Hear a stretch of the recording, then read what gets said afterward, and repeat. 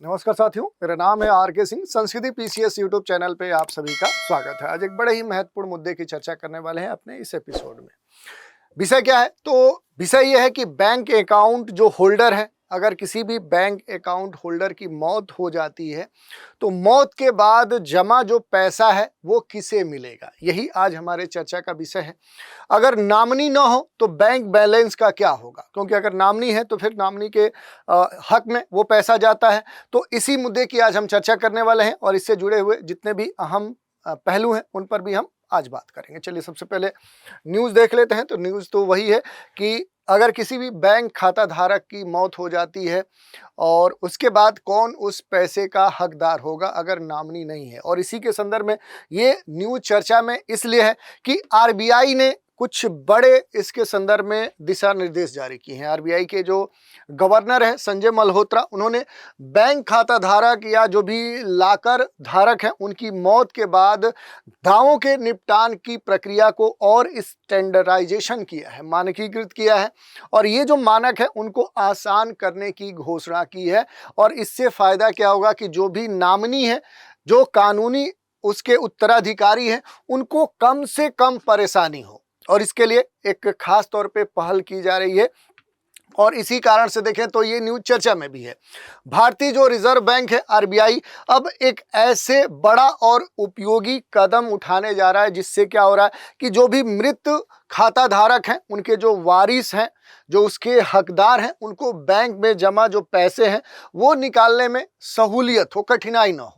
और अक्सर ये आपने देखा होगा कि बैंक खाता धारक की मृत्यु होने के बाद परिजनों को बैंक से पैसे निकालने में लंबे समय तक संघर्ष करना पड़ता है। बहुत सारे कागजात प्रक्रियाओं में उन्हें उलझना पड़ता है। और कभी कभी तो दस्तावेज की कमी होने से जो बैंक है, बैंक की जो प्रक्रिया है इतनी जटिल हो जाती है जिसके कारण से इस समस्या का जो समाधान है वो करना बड़ा ही कठिन हो जाता है। और इसी समस्या को और बहुत सारे ऐसे लोगों की समस्या जुड़ी होने के कारण आरबीआई ने इसके समाधान के लिए अब केंद्रीकृत जो वेब पोर्टल है वो बनाने की योजना पर काम कर रहा है। और इसी कारण से देखें तो ये मसला चर्चा में भी है। इससे जुड़े हुए अगर कुछ महत्वपूर्ण पहलुओं की हम बात करें तो आरबीआई जो है, जो देश का केंद्रीय बैंक है, ये क्या कर रहा है कि एक पूरा जो केंद्रीकृत जो वेब पोर्टल है वो क्या कर रहा है, अब वो बनाने पर काम कर रहा है, जो खाता धारक की मृत्यु के बाद भी वारिसियों को त्वरित जो हेल्प है वो ये वेब पोर्टल प्रदान करेगा। जो कागजात की जो कार्रवाई है, जो डॉक्यूमेंटेशन है और जो बैंक की प्रक्रियाएं हैं उसमें भी जो एक रूपता है वो लाने में ये पोर्टल महत्वपूर्ण भूमिका निभाएगा। डिजिटल जो क्लेम है, जो ट्रैकिंग है, नामनी जो वेरिफिकेशन है, ये जटिल होता था, वो पहले से काफ़ी आसान हो जाएगा। और इस पोर्टल के माध्यम से सभी जो बैंक खाता है, जमा जो योजना है, चाहे वो एफडी हो चाहे वो आरडी हो, इन सभी के संदर्भ में पेंशन खातों या अन्य जो भी वित्तीय साधन है उससे जुड़ी हुई जो भी मृत्यु है उसके बाद जो क्लेम प्रक्रिया है वो डिजिटलीकृत एक रूप के तौर पे अपनाई जा सकती है। इसी कारण से ये चर्चा में है। और इसी के संदर्भ में देखें तो आरबीआई के जो गवर्नर हैं उन्होंने इसके बारे में बाकायदा जानकारी दी। संजय मल्होत्रा आरबीआई के गवर्नर हैं, आप सभी जानते हैं। इन्होंने जानकारी देते हुए ये कहा कि हम मृत ग्राहकों के बैंक खातों और सुरक्षित अभिरक्षा और सुरक्षित जो जमा लाकर हैं उनमें रखी जो वस्तुएं हैं उनसे संबंधित जो भी दावे हैं, जो भी अधिकार करने के दावे हैं, उनके निपटान की जो प्रक्रिया है उसे पहले से और भी सरल बना रहे हैं। इसे निपटान होने के साथ ही जो सुविधाजनक है वो भी होगा, पारदर्शी होगा। और आरबीआई ने ये भी बताया कि इस संबंध में जल्द ही एक ड्राफ्ट सर्कुलर सार्वजनिक परामर्श के लिए भी जारी करेगा आरबीआई। और दावों के संदर्भ में जो भी विवाद है उनके निपटान की जो प्रक्रिया है उसको आसान और पारदर्शी बनाने की पूरी प्रक्रिया आरबीआई ने पूरी कर ली है।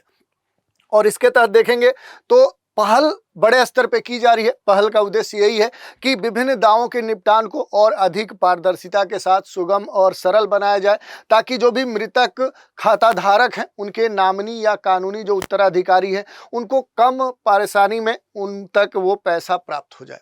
बैंक जो खाते हैं, उनके जो लाकर हैं, उनके दावों के निपटान के लिए अभी तक जो बैंकों के द्वारा अलग अलग प्रोसेस अपनाई जाती थी, हर बैंक के लिए देखें तो अलग अलग तरीका होता था जिसमें नामांकित व्यक्ति या कानूनी जो उत्तराधिकारी है उसको पैसा या उसका जो भी लॉकर में रखा हुआ सामान है वो मिलने में काफ़ी कठिनाई होती थी, इसमें बहुत ज़्यादा समय लगता था।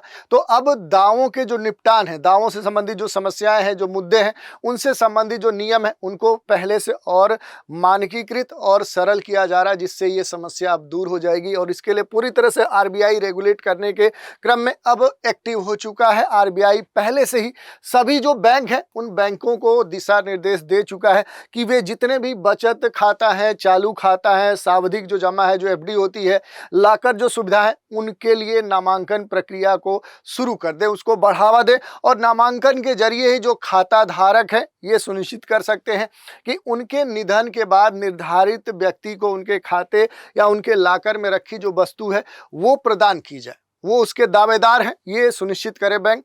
और आरबीआई ने मृतक लॉकर धारक से संबंधित जो भी दावे हैं उन निपटान के लिए 15 दिन के अंदर का एक टाइम डिसाइड किया है कि 15 दिन के भीतर करने के दिशा निर्देश हैं, ये स्पष्ट तौर पे आरबीआई ने कह दिया है। मृत्यु से संबंधित जो भी डॉक्यूमेंट्स हैं, मृत्यु जो प्रमाण पत्र है, दावेदार की जो पहचान है, उससे जुड़े हुए सभी जो दस्तावेज हैं वो उपलब्ध कराने के लिए 15 दिनों के दावे का जो निपटान है वो किया जाना होता है, ये प्रक्रिया है।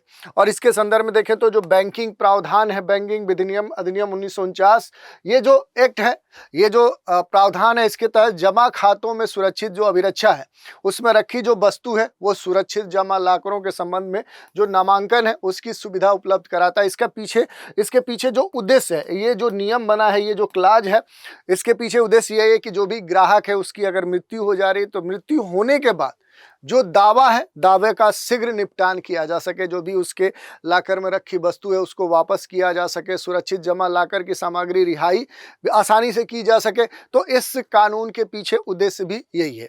और दावों के जल्दी से जल्दी निपटान करने की जो आवश्यकता है, इस पर आरबीआई पूरी तरह से अलर्ट है। और इसी के तहत देखें तो जो ऑटो बिल्डिंग सुविधा है वो भी शुरू की गई है। इसके साथ आरबीआई ने टी बिलों के निवेश में पुनर्निवेश के लिए जो रिटेल डायरेक्ट में ऑटो जो बिडिंग जो सुविधा है वो शुरू कर दी है। एक बयान में बताया यह भी गया है कि जो भी निवेशक हैं उनको अपने निवेश की व्यवस्थित योजना बनाने में सक्षम बनाने के लिए रिटेल जो डायरेक्ट है उसमें ट्रेजरी जो बिलें हैं उनके लिए एक स्वचालित बोली प्रक्रिया शुरू की गई है, जिसमें निवेश और जो पुनर्निवेश है दोनों के लिए ये विकल्प खुला होगा, दोनों इसमें शामिल होंगे।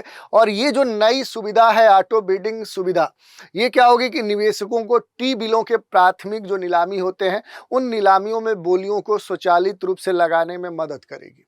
और इस कारण से देखें तो ये जो नया वेब पोर्टल स्टार्ट किया गया केंद्रीकृत स्तर पे, इसके कई सारे एडवांटेज हैं। जैसे एडवांटेज की बात करें तो जो सिंगल विंडो सिस्टम है उस स्तर पे देखें तो अब जो मृतक व्यक्ति के जो विभिन्न अलग अलग जो बैंकों में उसके फैले हुए खाते हैं या लॉकर्स हैं, उन जमा पर दावा करने के लिए अलग अलग जो भागदौड़ है उस भागदौड़ की अब जरूरत नहीं होगी, बल्कि जो वारिस होगा, जो सही इसका उत्तराधिकारी होगा, वो इस पोर्टल पर एक बार अपनी जो भी जानकारी है, जो इन्फॉर्मेशन है, वो इन्फॉर्मेशन देकर अपने दावों की स्थिति को जान सकता है।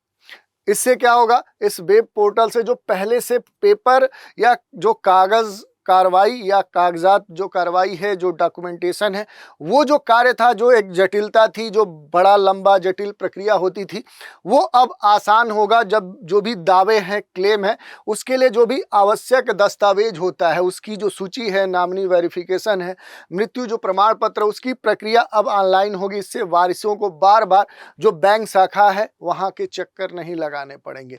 इसके अलावा देखेंगे तो जो क्लेम ट्रैकिंग सुविधा है ये सबसे महत्वपूर्ण है, क्योंकि दावा करने के बाद पोर्टल पर लॉगिन करके जो भी स्थिति है उसे ट्रैक किया जा सकता है। किसी बैंक में जो प्रक्रिया है कहाँ तक वो पहुंची है, इसका दस्तावेज जो अप्रूव है वो हुआ है या फिर नहीं हुआ है, वो भी जानकारी प्राप्त की जा सकती है। इसके अलावा बैंकों के लिए भी खास दिशा निर्देश हैं। आरबीआई सभी बैंकों के लिए एक समान मानक तय करने की खास दिशा निर्देश दी है, जिसमें हर बैंक एक जैसी प्रक्रिया लागू करेगा, पारदर्शिता सुनिश्चित करेगा, जवाबदेहिता यानी कि ट्रांसपेरेंसी और अकाउंटेबिलिटी एक तरह से उन्हें देनी होगी, जो कि पहले पूरी तरह से देखने को नहीं मिलती थी और सभी बैंकों की जो प्रक्रियाएं थी वो अलग अलग होती थी। तो इस तरह की बातें देखने को मिल रही थी, क्योंकि वर्तमान में कई सारी जो समस्याएं थी वो अब देखने को मिलती थी। जैसे आज की तारीख में देखें तो परिजनों को नॉमिनी या उत्तराधिकारी के रूप में बैंक में क्लेम करना पड़ता था। प्रत्येक बैंक की अलग अलग प्रक्रिया है, दस्तावेज अलग अलग उन्हें चाहिए। ग्रामीण क्षेत्रों में जागरूकता की इसके संदर्भ में कमी है। डिजिटल जो साक्षरता है उसका भी अभाव एक बढ़ती हुई समस्या है। छोटे दावों के लिए देखें तो कई महीने लग जाते हैं कि पैसा बड़ा छोटा है लेकिन दौड़ रहे हैं काफ़ी लंबे समय से। और इसी के तहत देखें तो आरबीआई का ये उद्देश्य देखने को मिला, ये लक्ष्य सुनिश्चित करना है कि वित्तीय समावेशन को केवल खातों को खोलने तक सीमित नहीं रखना है, बल्कि खाता धारक के मृत्यु के बाद भी उनके परिवार की वित्तीय जो सहायता है वो समय पर सम्मान पूर्वक, पारदर्शिता और जवाबदेहिता के साथ सुनिश्चित की जाए। ये जो पोर्टल है आरबीआई का न सिर्फ बैंकों को उत्तरदायी बनाएगा बल्कि आम नागरिकों का जो भरोसा है वो बैंक के ऊपर और बढ़ेगा। अगर इसके लॉन्चिंग टाइम की बात करें तो अभी भी इस संबंध में जो पूरा दिशा निर्देश है वो क्या है वो आरबीआई जारी करेगा। पायलट प्रोजेक्ट के तौर पे देखें तो कुछ बैंकों में पहले से अब इसे लागू किया गया है, उसके बाद धीरे धीरे स्टेप बाय स्टेप आरबीआई इसे लागू करेगा। तो इस तरह से पूरी प्रक्रिया है। थोड़ा सा बात कर लें कि किसी भी व्यक्ति के मौत होने के बाद नॉमिनी को कैसे मिलता है बैंक में जमा हुआ उसका पैसा, इसका प्रोसेस क्या है। तो देखिए, अगर किसी खाता धारक की मृत्यु हो जाती है, उसकी डेथ हो जाती है, तो उसके खाते में नॉमिनी का जो नाम है वो जुड़ा हुआ होता है। तो पैसा ट्रांसफर करने के लिए क्या प्रोसेस होगी, तो इसमें यही कहा जाता है कि किसी भी मृत्यु के बाद उसके बैंक खाते में या लॉकर में जमा जो राशि है, जो रखी हुई वस्तु है, उसमें दर्ज जो नॉमिनी होता है उसे मिल जाता है। तो खाते में नॉमिनी का जो दर्ज करने की बात है वो अब अनिवार्य हो गई है। दूसरी बात करें तो इसमें सबसे जो महत्वपूर्ण बात है कि नॉमिनी का नाम अगर दर्ज नहीं हो तो फिर क्या होगा, ये एक अलग प्रक्रिया है। क्योंकि अगर दर्ज है तब तो आसान है, अगर दर्ज नहीं है तो फिर कैसे होगा कि अगर किसी खाता धारक की मृत्यु हो जाती है, वो मर जाता है और उसके खाते में नॉमिनी का नाम नहीं जुड़ा हो, जो पहले सामान्य तौर पे देखने को मिलता था, तो ऐसे खातों में मौजूद जो पैसा है वो ट्रांसफर करने के लिए जो खाता धारक है उसका क्या करना पड़ता है कि मृत्यु प्रमाण पत्र, नॉमिनी का आधार कार्ड और पहचान पत्र के साथ ही बैंक का जो पूरा क्लेम फॉर्म है वो मृतक की पासबुक, नॉमिनी बैंक खाता, ये सारी जानकारी देनी होती है। इसके बाद नॉमिनी को बैंक जाकर क्लेम फॉर्म भरना होता है और इन सभी दस्तावेजों के साथ उसे बैंक में जमा करना होता है। तो प्रक्रिया पूरी हो जाती है। बैंक पूरी वेरिफिकेशन के तरीके से सारे डॉक्यूमेंटेशन की जांच करता है और इसके बाद जमा राशि नॉमिनी के खाते में ट्रांसफर होती थी। और बता दें कि पूरी प्रक्रिया में 7 दिन से लेकर 15 दिन का समय लग जाता था। लेकिन अगर वहीं किसी खाते में नॉमिनी का नाम ही दर्ज नहीं है तो फिर क्या है कि कानूनी वारिस के खाते में आखिर कैसे जाएगा पैसा, इससे जुड़ी भी जो दिक्कतें हैं वो देखने को मिलती हैं। अगर किसी व्यक्ति ने अपने खाते में नॉमिनी को अगर नहीं जोड़ा है, नॉमिनी नहीं बनाया, तो उसके खाते में जमा जो सारे पैसे हैं उसका उत्तराधिकारी किसे बनाया जाएगा। तो फिर कानूनी वारिस और मृतक का जो प्रमाण पत्र है, जो क्लेम फार्म है, पहचान पत्र है, उत्तराधिकारी का प्रमाण पत्र है, वो लेकर बैंक जाना होता है और उत्तराधिकारी का जो प्रमाण पत्र है वो कोर्ट से बनता है। और इन सभी दस्तावेजों के साथ जो प्रोसेस है वो पूरा प्रोसेस पूरा करना होता है। 1 महीने से लेकर 3 महीने का समय लग जाता है इसमें। इसके अलावा देखें, अगर खाते में नॉमिनी का नाम दर्ज नहीं है, अगर किसी व्यक्ति की शादी नहीं हुई है, तो उसके खाते में जमा हुआ सारा जो पैसा है वो उसके पेरेंट्स यानी कि उसके मदर फादर जो माता पिता हैं उनको दे दिए जाते हैं। अगर कोई व्यक्ति शादीशुदा है तो उसके खाते में जो पैसे जमा होते हैं वो उसकी पत्नी को दे दिए जाते हैं। जिस मामले में मृतक जो खाता धारक है उसके छोटे बच्चे हैं, तो उन मामलों में क्या होता है कि खाते में जमा जो पैसा है उसकी पत्नी को दिए जाते हैं। अगर बच्चे बालिग हैं तो उसकी रजामंदी से पत्नी को ही सारे पैसे दिए जा सकते हैं। हालांकि बिना नॉमिनेशन वाले खातों के लिए कई तरह के जो पेपर वर्क हैं वो भी करने पड़ते हैं, जो काफ़ी पेचीदा होते हैं। तो इस तरह से अगर देखें तो जो प्रक्रिया है वो अपने देश में इस तरह के बैंक के खातों से संदर्भ में कि अगर किसी व्यक्ति की डेथ होती है तो उसके उत्तराधिकारी या दावेदार जो हैं उसे कैसे प्राप्त होंगे, अगर नामनी है तो ठीक है, नामनी नहीं है तो क्या प्रक्रिया। ओवरऑल आप यही कह सकते हैं कि आरबीआई का ये जो कदम है, ये बैंकिंग जो अपने देश में सिस्टम है उसकी जो ट्रांसपेरेंसी है, जिस पर लगातार प्रश्न उठाए जाते हैं, उसकी प्रक्रिया जो जटिल है उस पर लगातार प्रश्न उठाए जाते हैं, बैंक की अकाउंटेबिलिटी पर प्रश्न उठाए जाते हैं। तो इस तरह की जो समस्याएं थी उनको दूर करने के साथ लाखों परिवारों के लिए जो एक राहत देने की बात है वो आरबीआई कर सकता है। इससे खाता धारक की मृत्यु के बाद वित्तीय जो एक अनिश्चितता है वो काफी हद तक कम होगी और न्यायपूर्ण जो वितरण है जो संभव आरबीआई कर सकता है वो करने का आरबीआई का ये प्रयास है और ये आने वाले समय में इसके पॉजिटिव जो इम्पैक्ट है वो देखने को मिलेंगे। तो इस तरह से हमने देख लिया कि आखिर अगर किसी व्यक्ति की मृत्यु हो जाती है तो उसके बैंक खाते, उसके लॉकर में रखे हुए जो वस्तुएं हैं, आखिर उसका अधिकारी कौन होगा, उत्तराधिकारी कौन होगा, दावा कौन कर सकता है, उससे जुड़े हुए जितने भी अहम पहलू थे उन पर हमने बात की। तो आज के एपिसोड में इतना ही। आप सभी हमारे साथ बने रहें, इसके लिए धन्यवाद।